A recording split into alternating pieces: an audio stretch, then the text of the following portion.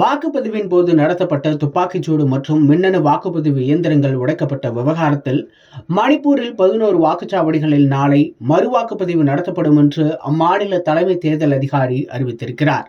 கடந்த 2019ஆம் ஆண்டை போலவே இந்த முறையும் நாடு முழுவதும் 7 கட்டங்களாக தேர்தல் நடைபெறுகிறது. மொத்தமுள்ள 534 லோக்சபா தொகுதிகளில் முதற்கட்டமாக 21 மாநிலங்களில் 102 தொகுதிகளுக்கு ஏப்ரல் 19ஆம் தேதி வாக்குப்பதிவு நடைபெற்றது. அருணாச்சல பிரதேசம், அஸ்ஸாம், பீகார், சத்தீஸ்கர், மத்திய பிரதேசம், மகாராஷ்டிரா, மணிப்பூர், மேகாலயா, மிசோரம், நாகாலாந்து, ராஜஸ்தான், சிக்கிம், தமிழ்நாடு, திரிபுரா, உத்தரப்பிரதேசம், உத்தரகாண்ட், மேற்கு வங்கம், அந்தமான் நிக்கோபார் தீவுகள், ஜம்மு மற்றும் காஷ்மீர், லட்சத்தீவு, புதுச்சேரி ஆகிய மாநிலங்களில் தேர்தல் நடத்தப்பட்டது. இதில் மிகவும் பதற்றமான மாநிலமாக மணிப்பூர் அறிவிக்கப்பட்டிருந்தது. மணிப்பூரில் உள் மணிப்பூர், வெளி மணிப்பூர் என 2 தொகுதிகள் இருக்கின்றன. 2 தொகுதிகளுக்கும் ஏப்ரல் 19ஆம் தேதி திட்டமிட்டபடி வாக்குப்பதிவு நடைபெற்றது. காலை 7 மணிக்கு வாக்குப்பதிவு தொடங்கி நடைபெற்று வந்தது. இந்நிலையில் பிற்பகல் சுமார் 2 மணியளவில் துப்பாக்கிகளுடன் வாக்குப்பதிவு மையத்தை நோக்கி வந்த மர்ம நபர்கள் வானத்தை நோக்கி சுட்டிருக்கிறார்கள். இந்த சம்பவம் பெரும் அதிர்ச்சியை ஏற்படுத்தியிருக்கிறது.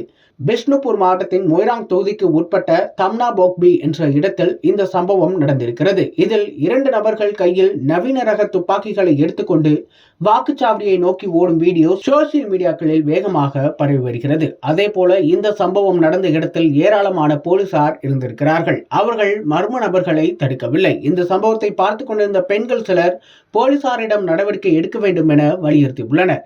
மற்றொரு பகுதியான இம்பால் மேற்கு மாவட்டத்தில் உள்ள யூரிபோக் மற்றும் இரோஷி ஷெம்பா கெய்ராவ் ஆகிய இடங்களில் ஆயுதம் ஏந்திய மர்ம நபர்கள் காங்கிரஸ் வாக்குச்சாவடி முகவர்களை விரட்டியடிக்க முயன்றுள்ளனர்.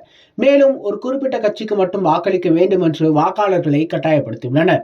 இதனால் ஆத்திரமடைந்த வாக்காளர்கள் மின்னணு வாக்குப்பெட்டி இயந்திரங்களை அடித்து நொறுக்கியுள்ளனர்.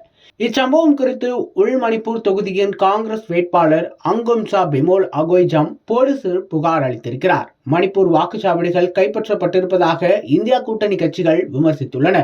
இந்த விவகாரம் தொடர்பாக உரிய விசாரணை நடத்தப்பட வேண்டும் என்றும் வலியுறுத்தப்பட்டுள்ளது.